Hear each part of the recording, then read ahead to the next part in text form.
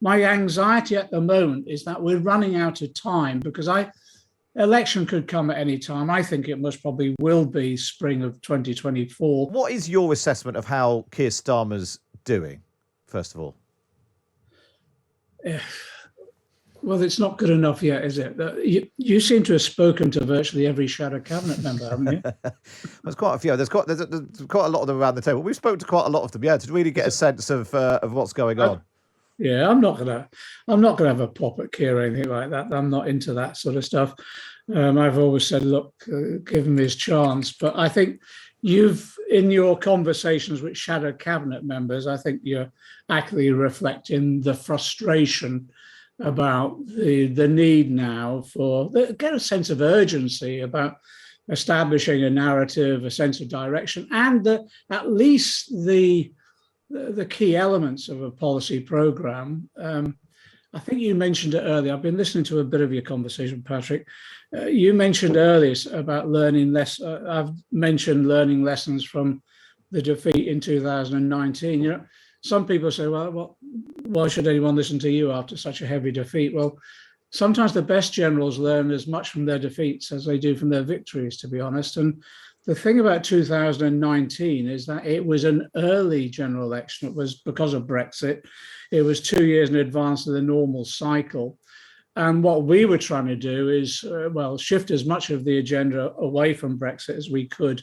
We failed to do that. Everything was discussed via Brexit. So we were shoving out policy after policy.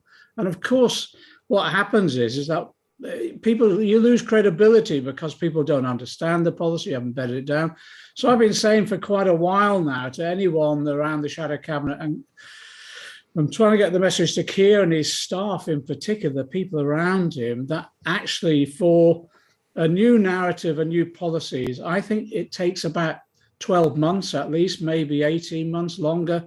And the idea is, you announce a policy, you explain how it fits into the overall objectives, you rebut the criticisms, then you explain it again about what it will mean to the individual and their families, their communities.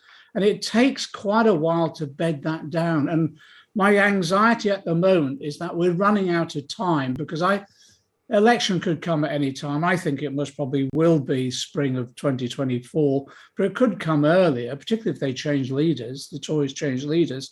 So I'm worried we're running out of time to get the message across. And in that instance, then we can't motivate our own people. At the moment, our success is largely living off the unpopularity of Boris Johnson. Yeah. Tory voters staying at home, or in the opinion polls, Tory support dropping, but not necessarily coming to us, because at the moment, it's still on the doorstep, not sure what we stand for, and certainly not inspiring at the moment. So anyway, that's the message I've been trying to get across. Whether anyone's listening or not, goodness knows. John, just finally, I wonder whether you've seen in Keir Starmer, because the question, and I've posed this a lot over the past year or so, really, is he keeping his powder dry, or has he got no powder? If anything, you could argue that Jeremy Corbyn believed in too much.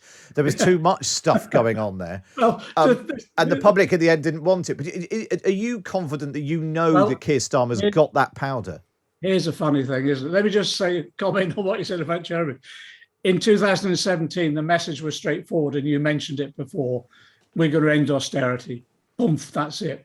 Then from between 15 and 17, and then into 17, we were able to identify sort of the anti-austerity narrative, some of the policies that contribute towards that. And if you look at the polling on the individual policies, they actually individually, they were very popular, but it didn't fit together as an overall narrative. I think we lost the narrative between 17 and 19. Anti-austerity before then, certainly anti-austerity, but we needed something more to bring it all together. And the individual policies, though individually popular, again, you need to ensure you bedded them down in the narrative. And so my anxiety is that you mentioned ideology before, and Keir. People want to know, what do you believe in? And what sort of society do you want? Just tell us roughly what you're aiming for. And then we can talk about some of the individual policies and how they fit in. That isn't there at the moment. So that's why a number of us are saying, look, we need to get a grip on this, because I am worried time is running out.